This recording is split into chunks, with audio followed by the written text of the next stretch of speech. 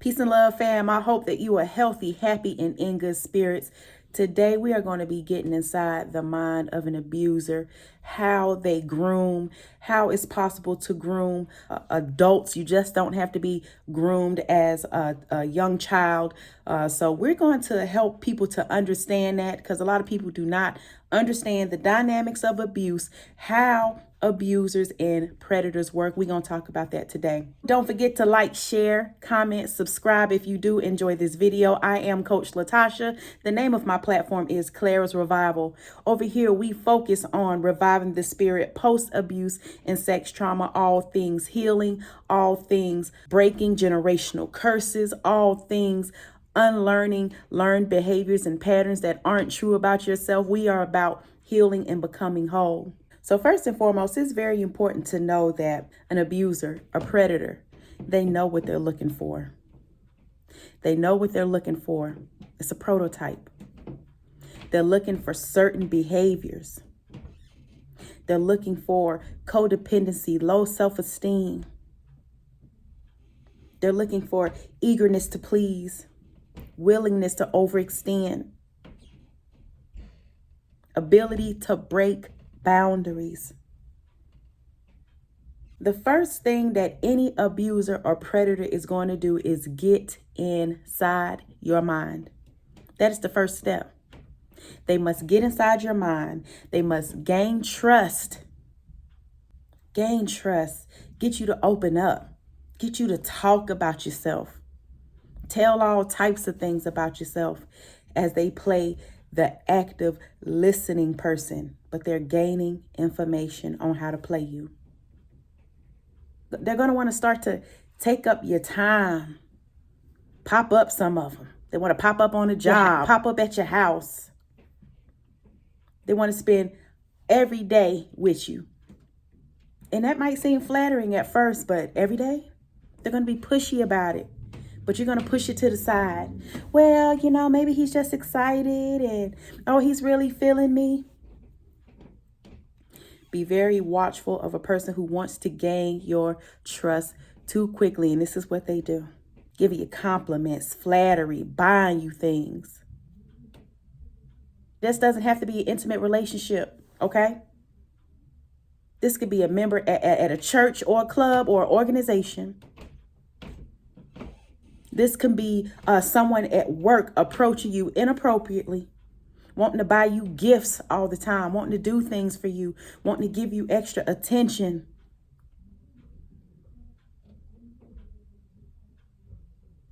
So just know that these creeps, that these perverts, they are everywhere. They are in our schools. They are in our jobs. They are serving us food at the restaurant. They're working on our cars. There are doctors and nurses. They're everywhere, and they're seeking to gain your trust so that they can break a boundary. Because after they gain your trust, they're going to be testing you from day one.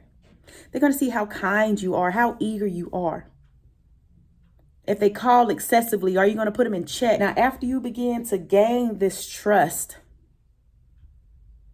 you're really smitten with them. You're starting to have feelings. You're starting to want to give them a chance. This is when the isolation begins. But you won't think it's isolation. You'll think it's more that flattery. Like I said, wanting to spend all that time with you. Wanting to be controlling of who comes around. Posing themselves as the more mature one. Playing off of your weaknesses and your insecurities to make them feel like you should look to them because they're wiser. They know better. They have your best interests at heart. So slowly, that taking up all your time starts to feel like isolation. You start to feel lonely, but you don't quite realize it. And by this point, they have normalized breaking boundaries because they tested you from day one. And ever since then, they've been progressively breaking more boundaries. A very harmful tactic that abusers and predators use while grooming their victim is punishment. Punishment for speaking up. Punishment for disagreeing. punishment for not doing what they've asked, punishment for questioning them too much, punishment for applying pressure for wanting your needs to be met. This punishment can look many ways. It can actually be physical punishment. This punishment can be ghosting, not answering your call for a few days, making you feel guilty, making you like you did something wrong, putting your central nervous system in an overdrive and chase mode, which is exactly what they want. That's how they get you. The punishment, the making you question yourself. Well, was I too demanding? Did I ask for too much? Did I not say it the right way? And you're stepping on eggshells and tap dancing around them and scared to speak up for yourself. You go to a point of, after receiving all this punishment, you start to shut down. You don't even ask anymore. You don't even ask about your needs. You don't even ask, is this relationship progressing? You don't even ask, when is the married date that they were promising?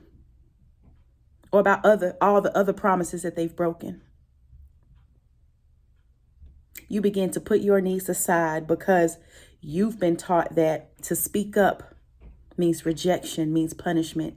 And that rejection and that punishment and being ghosted and being picked on, or the cheating, whatever that punishment is, makes you feel even worse about yourself. Which is another thing that deepens that bond and makes it so much more difficult to leave this type of abusive, manipulative. It really is a spiritual, demonic situation. It really is. It really is, because this person wants control of you and your soul. They want control of you. You are an asset to them. You are a thing to them. You serve a purpose to them. While you're sitting here thinking, well, what happened? How could they love me or show me all this attention in the beginning? And now I'm feeling hurt, confused, abandoned. That's that cycle, that hamster wheel that they create. A lot of these people are sick. A lot of them have mama issues. Mommy wasn't there. Their father wasn't there, so all their problems they blamed on mom. Whatever that mommy issue is, sometimes they take it out on women, and they actually hate women. They want to see you suffer. They think that all women need to suffer. No woman is worth effort. You're just there to serve. You are a thing. Faking empathy. These abusers, these narcissistic abusers, these predators, some of them sociopaths, can fake empathy. They can act like they hear you and understand you. They know how to respond to you. But they don't know how to truly give you what you need because they're not interested. They're self-serving. After the punishment, here comes the love bombing. After they come back and you're so happy and excited to hear from them again, that you forgive them, you accept them. And they, yeah, baby, I'm so sorry, baby. I'll do better. And, it was me too. And then they start the love bomb again. And then soon as they get you at that sweet spot, they're going to start asking for shit. They are always asking for shit. Always asking for shit. And over time, they want more and more and more until you are physically drained, financially drained, spiritually drained. You are turned into a shell of a person. And abusers thrive off that. They need it. They need it. They need your admiration. They need your compliance. They need to drain you. They need to see you crying. They need to see you hurt. They need to see you in pain. They need to make life difficult. They need to make life difficult for you.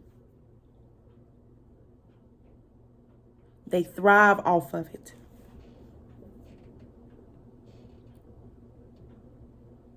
And these master manipulators are chameleons. Best believe they have a double life, double, triple, quad. Best believe they are many people. That person that you know, there's another one of them that exists. They become whoever they need to become to milk whoever they're trying to milk. And it's not just in relationships. These predators are milking everyone around them, honey. They are finessing anyone around them. They are finessing family members. Anybody who'll listen, anybody who'll give them sympathy. So best believe that person that you're chasing, that you think that you're going to keep getting from the beginning, that person was never there. It was never them. Because they are master manipulators and chameleons. They switch up to their surrounding. They're going to be charming to others. They're going to be funny. Some of them may be successful, charismatic. A lot of them are going to have good reputations and be trustworthy to others, which is going to make you and your experience is going to make you feel even more invalidated by it. It's going to make you feel even more confused by it because he seems like he's a great person everywhere else. Or at least to that life that he's allowed you to see, because he hasn't allowed you to see much if you really think about it. Because he's controlled the dynamic. Think about it. Think about how much of his life that you've actually gotten to get in on, that he's actually giving you clear answers on without tap dancing and giving you that worthless word salad.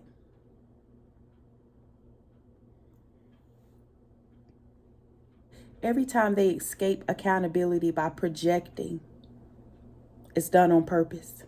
Every time that they ghost you, it's done on purpose.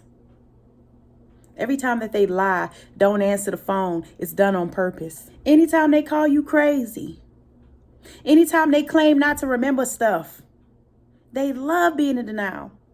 They love misrepresenting or not being able to recall events that hurt you. But every little thing that you've done, they can call out with precision. Those are the mind games that they play to make you think, well, did we have this conversation? Keeping you confused in a state of asking yourself, am I crazy? Am I the crazy one? It really makes you feel like you are at a loss of control. It makes you feel alone, isolated. You can't talk to anyone. You're embarrassed. No one will understand. You feel this is really a hurtful place to be. And just know that if you are there, this is not normal treatment. This is abuse. And the longer that you allow it, the worse that it gets, the deeper the bond, the harder, the more difficult it is for you. If you are going through this, if you are stuck in that cycle of pain, I hope that you have taken heart, and I hope that you are considering a plan of action to leave, because you do need a plan. These people can become dangerous when they've lost control.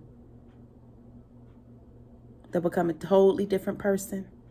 Some of them will snap out of nowhere. Some of them start crawling, begging, and pleading and put on an act that's temporary. And they'll start doing the same thing over again. It's not worth it. You must leave if you want your sanity, if you want your life, if you want your freedom, if you want your soul. This is a battle for your soul. This is bondage. And you are meant to be a free individual.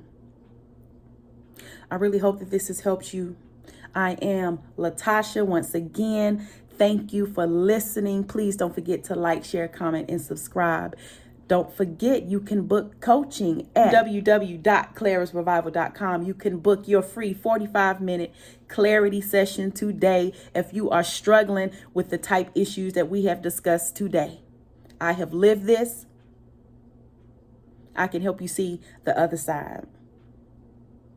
Also, if you just want to email me, if you have any questions or concerns, if you are just want to reach out, if you're confused, if you're scared about taking the next step, please email me at mycoach@clarasrevival.com. I will see you soon, fam. I love you. Please take care.